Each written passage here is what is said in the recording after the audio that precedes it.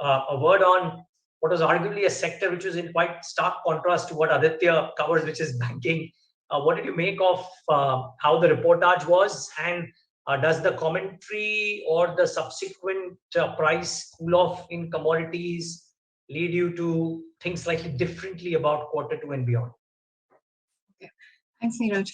So, just kind of starting off with cement, right? We've actually had a better than expected quarter. I'll start off with cement first. And what's happened there is that the pricing scenario has actually surprised us. I mean, cement price scenario has surprised us, number one. And in some cases, the companies have managed costs a lot better, than we had anticipated. Now, the thing is that when I say cost managed a lot better, it means, how the inventory is kind of being managed in terms of high cost versus low cost inventory, in addition to, self-help factors effectively. So here, now what's happening is the commentary, for the second quarter kind of becomes a little bit more uncertain, because what's happened is that until May, cement companies are very aggressively taking price increases. And then I think, the whole inflation impact that hit the entire country kind of got them to ease down, a little bit on the price increases. And since then, we've seen price softness. And come to think of it, if you look at cement prices today on an average versus the prior quarter, the correction is, the prices are down anywhere in the range of about 5 to 10%, anywhere between 15 to 40 rupees a bag, right? And so that's effectively going to have a little bit of pain in coming through in the second quarter. The commodity prices cooling off, which we were talking about is, diesel prices, or we're talking about petcoke, thermal coal prices. Again, I think it'll vary company to company. Those that have done a very good job in managing their costs in the prior quarter, may take a bit of a beating in this quarter because they'll still have some high took a beating in the prior quarter will, kind of be better off as far as costs are concerned.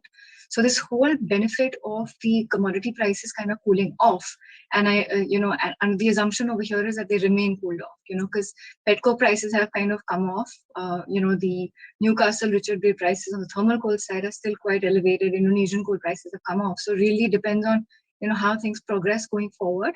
But assume that the benefit stays, then we'll really start to see the cost benefit coming through in the third quarter on the cement side. Companies on the pricing side have been indicating that, now that inflation in India is generally coming under control, we can, kind of take some sort of price increases coming through. And that remains a bit of a wait and watch, because the window seems to be particularly narrow, given that this time the holiday season starts sometime in October. So we really have only September to kind of kick off, on the pricing side. So while the quarter has been good for cement, 1Q has been good for cement, I think 2Q can be kind of varied effectively. Okay. Now, before we get to metals, and I'll come back on metals, but just a quick follow-up, Raashi, on cement. YTD, rank underperformer, a bunch of stocks down 15-20% versus whatever the index may have done. And I read your note which said that you still remain selective because you believe multiples are set to contract. I think you upgraded Nuvoco, if I'm not wrong, and you have contrasting views on the two ex-Holcim current Adani Group stocks. Standard disclaimer, they own a part of the platform that viewers you are watching currently. Raashi, what's your sense here on selective names? Yeah, so, the whole idea of being selective is that, we've come to a point where supply growth just continues. Even sort of before Adani came from the picture, our analysis suggested that cement supply is continuing on an ongoing basis. The rough numbers each time we look at suggest that almost 30 million tons of supply comes per annum on an average, right? And the absorption, and this is not stopping because the bulk of the supply is coming from the larger players who have strong balance sheets. So we know it's not, a tale of small players and it could be flaky. It's real in a sense.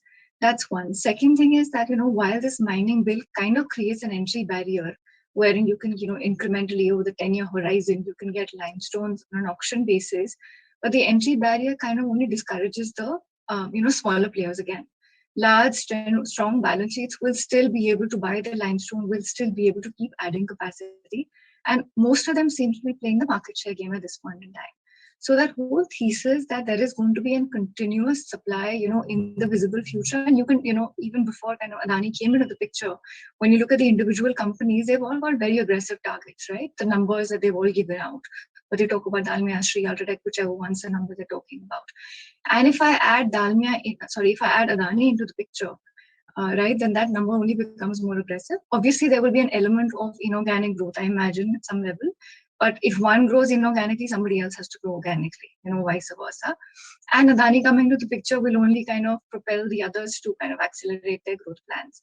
So when we're talking about a consistent increase in growth, we're basically questioning whether utilization can actually accelerate, right? So on our assumptions, utilization is inching up and not accelerating, which takes us to the point that these elevated multiples that we saw post the Modi rally, are they going to stay forever?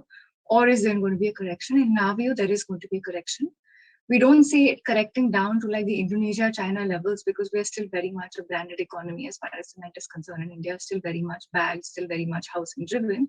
But I think some correction will come through. And that takes us to, not being like a blanket buy on cement and selectively choosing stocks. The selective choices come either, as a function of valuations, or as a function of, one, like pan-India story, you're kind of insulated from, regional variations, or, very strong self-help stories. So you spoke about the divergence between like the ACC and Ambuja, for example. Just looking at current valuations, right? Ambuja is probably close to about $160 an EV per ton, and ACC is in the $115 to $120 range. If they are both going to be managed by another company, which has the ability to basically bring about efficiencies and possibly adding supply, then that divergence may not necessarily be warranted. So there could be some narrowing of gap there, and hence the difference in our recommendation.